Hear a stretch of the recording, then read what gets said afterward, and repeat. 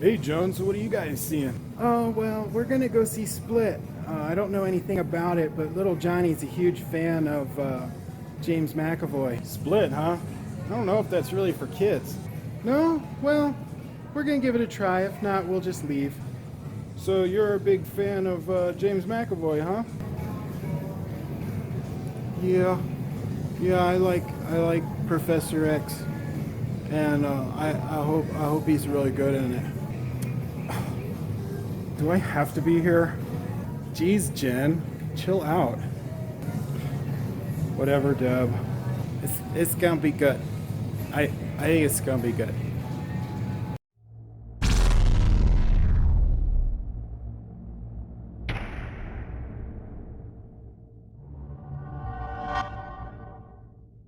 Hey everybody! Today we're going to be reviewing the movie Split. And this is written directed by M. Night Shyamalan and is also starring James McAvoy and Anna Taylor-Joy. Now, I'm going to get into some spoilers later on, but when I do, I will put this up so that you know. But the first half of this review is going to be spoiler free, so you can watch that if you haven't seen the movie. And then, if you want to, after you've seen the movie or you don't care, go ahead and you can watch the rest once that spoiler alert comes up. So, for the spoiler free review, I gotta say, one of the things I loved about this movie were the characters. The characters were developed very well.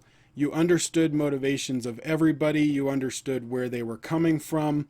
You understood who they were and why. What was going on with them? Whatever happened to them in camera, it made sense. So I was on board. Now, our main character, James McAvoy, has 23 personalities. He has DID, dissociative identity disorder, most commonly known as multi-personality disorder. They had changed it about a decade back, I think.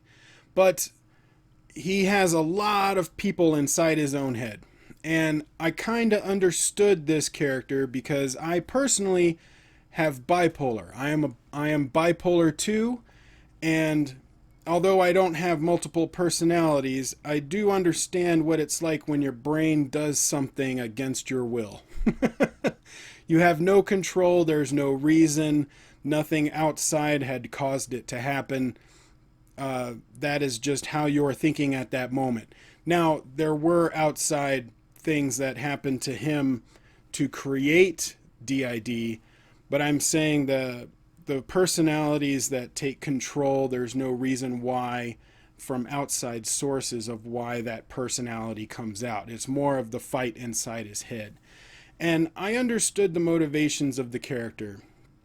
And I understood each character. I love the fact that James McAvoy did a great job of treating each personality as a separate character so that no matter what was on the screen, he didn't have to say any dialogue and you knew which character it was. This movie also reminded me a lot of another movie I love with John Lithgow called Raising Cain. And John Lithgow had multiple personalities as well. And one of the things is it's really hard for actors to have multiple characters. Not so much as they play multiple characters. They can usually, if they have time to get into that character, then it's not that big of a deal. But with DID or a multiple personality storyline, there are certain scenes where you end up jumping between characters. And that's difficult. That can't be very easy. And there's been a few times that I've seen it on film that I thought the actors did a great job, which was John Lithgow in Raising Cain. This is going to sound weird, but Brent Spiner did that in an episode of Star Trek The Next Generation where he had an entire colony downloaded into his cerebrum, into his computer, and the personalities were jumping back and forth, and he had some great scenes in that episode. It's one of the ones that pops in my head all the time. I love that episode. But James McAvoy did a great job with distinguishing the different characters. You knew who it was as soon as you saw them, and there was some trickery in there that I was like, oh man, that doesn't feel quite right. And then there was a payoff. I'm not going to get into spoilers yet. The acting, superb. The writing was very, very well done. And I will say one of the things I was really impressed with M. Night Shyamalan doing is that the three girls that were kidnapped, they weren't the ditzy, stupid, uh, you know, idiot people that you see getting kidnapped in horror movies where they run up the stairs instead of, all the cliches. They didn't play off of those cliches. It felt more like that's how real people would actually react. And I enjoyed that. I really liked that. I didn't feel annoyed by any of those characters. And that's usually what happens with me with a lot of horror movies, especially if you had, the kidnappers or the teenagers that are involved in the movie. They end up doing some really stupid stuff, or I don't like the characters and so I'm wishing they would die. And in this, I didn't feel that. I felt more like, yes, this is how a real person, that kind of a real person, would actually react. The lighting and cinematography, overall directing, the feel of the movie felt like an old M. Night Shyamalan movie. It reminded me of The Sixth Sense and Unbreakable and Lady in the Water. It reminded me of some of those movies. The movies he made in the past 10 years weren't that great. Now, I didn't see The Visit. I had been kind of disenfranchised by his movies ever since The Last Airbender, and so I haven't really been wanting to see any of his movies. But when I saw the trailer for Split, and knowing that James McAvoy was in it, it made me want to go watch the movie regardless. And I gotta say, M. Night Shyamalan, you proved me wrong. This is a great movie, one of the best ones you've had. I would put it in your top 3 of the movies that I love of yours, which is only about 3 or 4. I would put it up in there. So overall, great movie. I enjoyed it. I loved it. I had a couple of problems, but nothing too major. I'm going to give this movie an A-. So now I want to get into some spoilers. So if you haven't seen the movie and you don't want anything spoiled, leave now, go watch the movie, come back and watch the rest of this video and comment on it. But go, I'm giving you time. This spoilers. I'm giving you spoiler alerts. Spoiler alerts. So throughout the movie, the psychiatrist that he was working with said that if you say his full name, all of his personalities get control at the same time. And they did that payoff at the end of the movie where our lead actress had said his full name and everybody comes forward. And it shows they have another personality, a 24th personality called the Horde. Or the Beast. That one's called the Beast. But the Horde is all 24 together.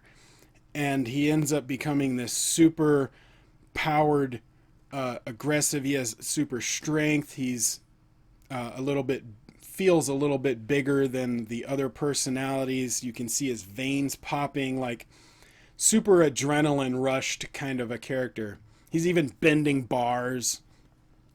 And they have a awesome scene near the end of the movie where he's looking at a mirror and he's switching between the personalities, talking to himself, because now they're all there at the same time.